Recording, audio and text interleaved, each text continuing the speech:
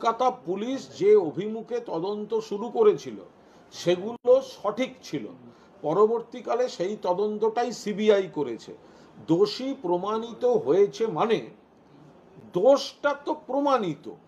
এবার আমাদের বিচার ব্যবস্থায় দোষ প্রমাণের পর যে সিদ্ধান্তটা দেওয়ার, সাজাটা দেওয়ার, শাস্তিটা দেওয়ার, সেটা কিন্তু বিচারকের সিদ্ধান্ত যে তিনি যাবজ্জীবন কারাদণ্ড দেবেন নাকি মৃত্যুদণ্ড দেবেন। গত কয়েকটি ঘটনায় আমরা দেখেছি রাজ্য পুলিশ বিভিন্ন জেলায় যে ঘটনাগুলি ঘটেছিল তাতে শেষ পর্যন্ত ফাঁসির রায় হয়েছে, বিচারকরা দিয়েছেন। কিন্তু আরজি করের ক্ষেত্রে আমরা দেখলাম বিচারক ফাঁসির সাজা দিলেন না। বিচারকের সিদ্ধান্তের উপর আমাদের কিছু বলার নেই। এখন কলকাতা পুলিশের হাতে তো তদন্ত নেই, তদন্তটা সিবিআই এর হাতে। এখন সিবিআই হায়ার কোর্ট যাবে কিনা, কলকাতা হাইকোর্টে গিয়ে এই রায় চ্যালেঞ্জ করে ফাঁসি চাইবে কিনা, এটা সিবিআই এর বিষয়। আমরা মনে করি আরজি করে যে পৈশাচিক ঘটনা, যে নারকীয় ধর্ষণ এবং হত্যাকাণ্ড এই দোষী করেছে, যে ইতিমধ্যেই সংশ্লিষ্ট আইনগুলিতে দোষী সাব্যস্ত, তার ফাঁসির সাজাটাই উপযুক্ত শাস্তি, দৃষ্টান্তমূলক শাস্তি। সমাজে বিচারকরা এই ধর্ষণ এবং খুনে গত কয়েকটি ঘটনায় গত এক মাসের মধ্যে যে কটি রায় দিয়েছেন এবং বাংলার পুলিশ দক্ষতার সঙ্গে যে তদন্ত শেষ করে বিচার ব্যবস্থার মধ্যে দিয়ে ফাঁসির সাজা আদায় করে এনেছে, সেইটা সিবিআই আজ কোর্টে, সিবিআই পুরো ট্রায়ালটা করার পর বিচারক দোষী সাব্যস্ত করেছেন কিন্তু ফাঁসির সাজা দেননি। তো এক্ষেত্রে সিবিআই হায়ার কোর্ট যাবে কিনা, এক্ষেত্রে সিবিআই কলকাতা হাইকোর্টে এই রায় চ্যালেঞ্জ করে আবার সিবিআই দাবি করে যাবে কিনা, সেটা তাদের ব্যাপার। আমরা মনে করি মুখ্যমন্ত্রী যে বার্তা দিয়েছিলেন যে ফাঁসি চাই, মা বোনেদের নিরাপত্তা আরও সবাই মিলে যেমন দেখতে হবে, তেমনি সামাজিক অপরাধ যারা করবে, যারা সামাজিক অপরাধগুলি করবে, এই পৈশাচিক কাজ করবে, তাদের দৃষ্টান্তমূলক শাস্তি চাই। ফলে আমরা নিশ্চিতভাবে এই মামলায় ফাঁসির পক্ষে। দোষ যখন সাব্যস্ত হয়েছে, দোষী যখন ঘোষিত হয়েছে এই ব্যক্তি, এই অপরাধ, এই ধারা দোষী ঘোষণা, এরপরে বিচারকের সিদ্ধান্ত নেওয়ার যে ক্ষমতাটা আছে, সেই জায়গায় দাঁড়িয়ে বিচারক তাকে যাবজ্জীবন দিলেন এবং ফাঁসি দিলেন না, এটা মাননীয় বিচারকের সিদ্ধান্ত। তার উপর দাঁড়িয়ে আমরা কিছু বলতে পারি না। কিন্তু ফাঁসির সাজাটা হলে গোটা বাংলা তারা অপেক্ষা করছিল ফাঁসির সাজা। কারণ এই ধর্ষণ এবং খুন, এটা দৃষ্টান্তমূলক শাস্তি। এই পৈশাচিক অপরাধীকে এই সমাজে বাঁচিয়ে না রেখে দৃষ্টান্তমূলক শাস্তির প্রয়োজন ছিল, কিন্তু মাননীয় আদালত তার সিদ্ধান্তে দোষী সাব্যস্ত হওয়ার পরেও সর্বোচ্চ শাস্তি তিনি দিলেন না।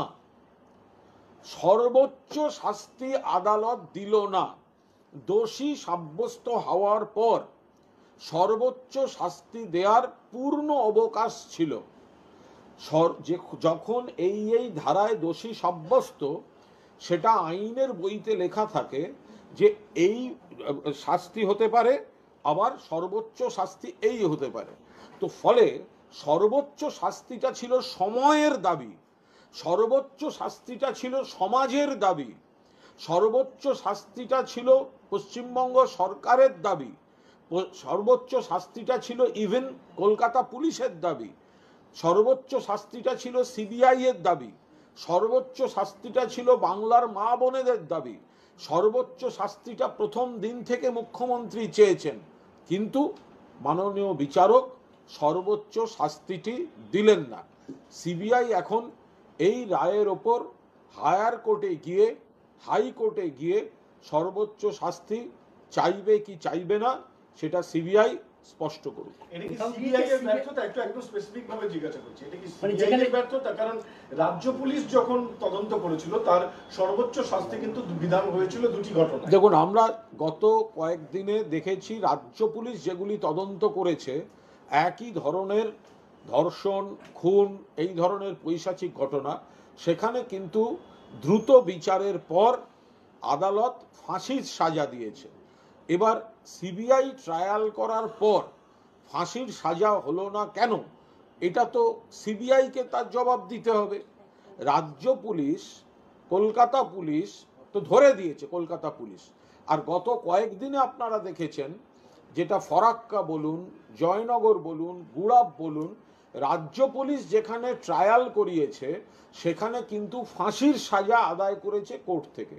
তাহলে এক্ষেত্রে সিবিআই দোষী প্রমাণ করার পরেও কেন ফাঁসির সাজা অর্থাৎ প্রাণদণ্ড অর্থাৎ সর্বোচ্চ শাস্তি কেন সিবিআই আদায় করতে পারল না, যেখানে অন্য মামলাগুলিতে রাজ্য পুলিশ একই ধরনের অভিযোগে প্রাণদণ্ড বা ফাঁসির সাজা আদায় করে আনছে কোর্ট থেকে, তাহলে সিবিআই সেটা বলতে পারবে। এবং যেহেতু তারা এই কোর্টে ফাঁসির সাজা আদায় করতে পারেনি, তাহলে ফাঁসির সাজা আদায়ের জন্য এই রায়কে চ্যালেঞ্জ করে তারা হাইকোর্টে যাবে, হায়ার কোর্টে, হায়েস্ট কোর্টে তারা আইনি কি পথ নেবে সেটা তাদের খোলসা করে বলে দেওয়া উচিত। সমস্ত বিবরণকে কোর্টের সামনে তুলে ধরা, বিরলতম প্রমাণ করা তো সিবিআইয়ের দায়িত্ব। আবার বলছি যে এই ব্যক্তি যাকে কলকাতা পুলিশ গ্রেফতার করেছিল, পরবর্তীকালে সিবিআই এর হাতে গেছিল, এর অভিযোগ প্রমাণিত হয়েছে, দোষী সাব্যস্ত হয়েছে, সওয়াল জবাব হয়েছে, সাক্ষ্য হয়েছে, এবং দোষী সাব্যস্তের পর কোন শাস্তিটা দেবেন, অর্থাৎ যাবজ্জীবন দেবেন নাকি সর্বোচ্চ প্রাণদণ্ড দেবেন, এটা অনেকাংশেই সংশ্লিষ্ট বিচারকের উপর নির্ভর করে। এই ক্ষেত্রে বিচারক কেন সর্বোচ্চ শাস্তি দিলেন না বা বিচারকের কাছ থেকে কেন সর্বোচ্চ শাস্তি আদায় করে আনা গেল না, এর ব্যাখ্যাটা সিবিআই দিতে পারবে। বিচারকের মন্তব্যের উপর দাঁড়িয়ে আমরা দলগতভাবে কোনো এই মুহূর্তে মন্তব্য করব না। আমাদের শীর্ষ নেতৃত্ব সমস্ত আইনি বিষয় খতিয়ে দেখবেন। আমরা শুধু এইটুকু বলতে পারি, এটা রেয়ারেস্ট অফ দ্য রেয়ার, সমস্ত পরিস্থিতিতেই তাই ছিল। কলকাতা পুলিশও যথাযথ গুরুত্ব দিয়ে এর তদন্ত শুরু করেছিল, অ্যারেস্ট করেছিল। সিবিআই পরবর্তীকালে এই তদন্ত হাতে নিয়েছে এবং তাতে দেখা গেছে সঠিক লোককেই কলকাতা পুলিশ অ্যারেস্ট করেছিল।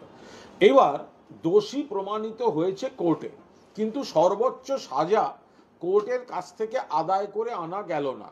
এই সর্বোচ্চ সাজা কোর্টের কাছ থেকে আদায় করে আনার দায়িত্বে কে ছিল? দায়িত্বে ছিল সিবিআই, কারণ ট্রায়ালটা তারা করাচ্ছেন। ফলে কোর্ট কেন সর্বোচ্চ সাজা দিলেন না বা কোর্টের কাছ থেকে কেন সর্বোচ্চ সাজা অর্থাৎ মৃত্যুদণ্ডটা আদায় করে আনা গেল না, এটা সিবিআই খোলসা করে বলতে পারবে। এবং সিবিআই এর রায়ে চ্যালেঞ্জ করে আবার সর্বোচ্চ শাস্তির দাবিতে, প্রাণদণ্ডের দাবিতে হায়ার কোর্টে যাবে কিনা, সেটাও সিবিআইকে তাদের সিদ্ধান্ত স্পষ্ট করে বলতে হবে। কারণ আমরা সবাই ন্যায় বিচার এবং সর্বোচ্চ শাস্তি, এই বিষয়ে আমরা সবাই একমত।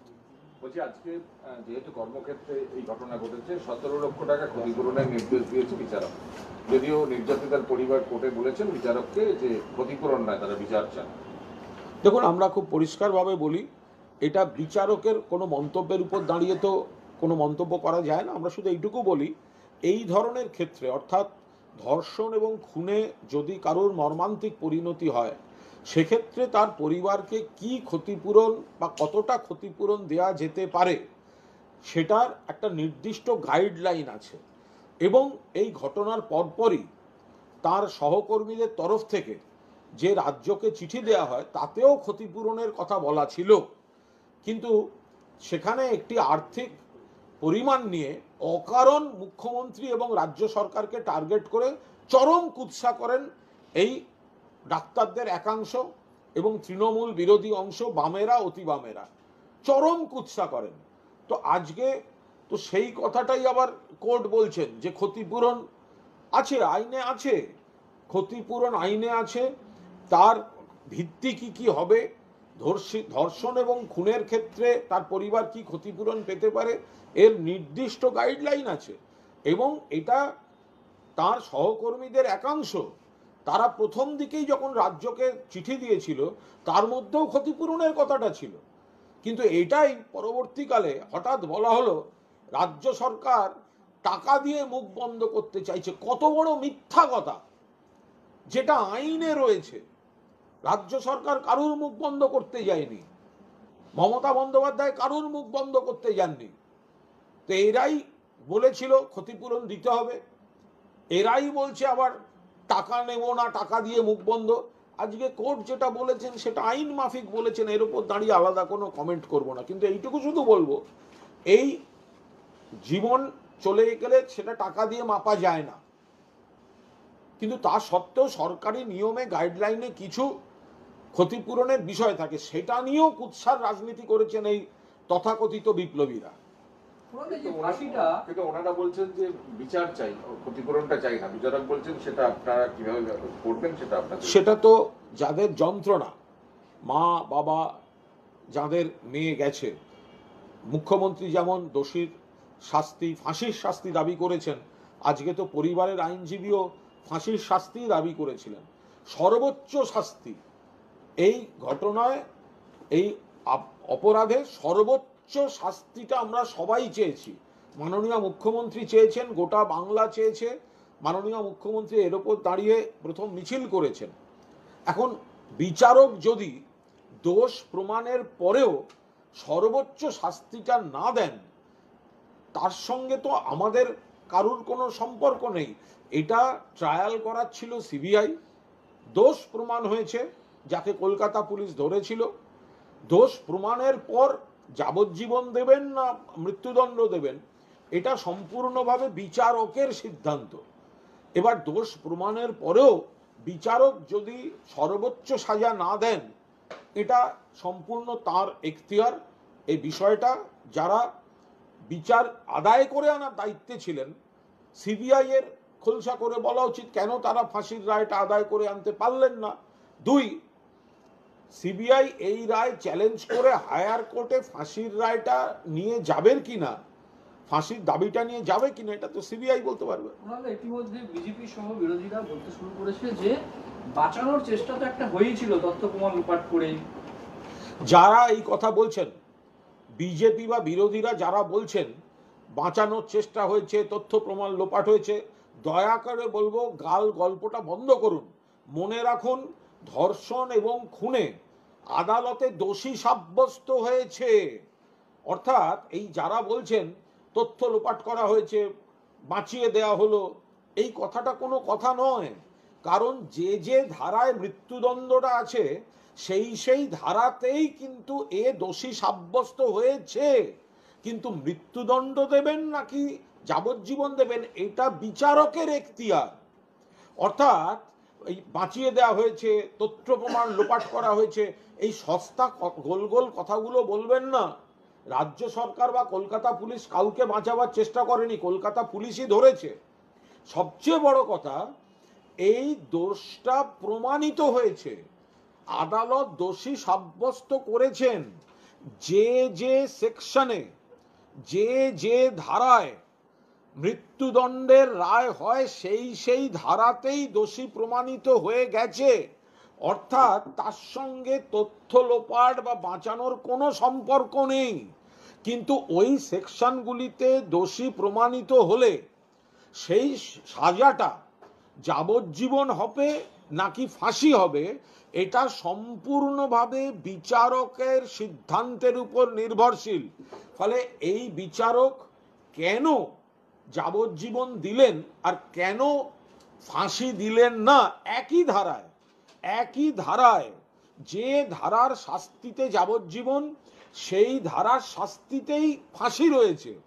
যে ধারায় দোষী প্রমাণিত, সেই ধারায় তিনি ফাঁসি দিতেই পারতেন, কিন্তু তিনি কেন দেননি, এটা বিচারকের সিদ্ধান্ত। এবং যারা ট্রায়াল করিয়েছে সিবিআই খোলসা করে বলতে পারবে। অর্থাৎ এই যে বাঁচানোর চেষ্টা হয়েছে, তথ্য প্রমাণ লোপাট, এর সঙ্গে এই রায়ের কোনো সম্পর্ক নেই, কারণ ওই সেকশনগুলোতে দোষী প্রমাণিত হয়েছে বলেই যাবজ্জীবন দিল। এবং যেটা ন্যায় সংহিতায় লেখা, যেটা আমাদের দণ্ডবিধিতে লেখা, যে এই ধর্ষণ এবং খুনে দোষী সাব্যস্ত হলে যাবজ্জীবন দেওয়া যেতে পারে অথবা মৃত্যুদণ্ড দেওয়া যেতে পারে। কোনটা দেবেন সেটা পুরোপুরি কোর্টের এখতিয়ার।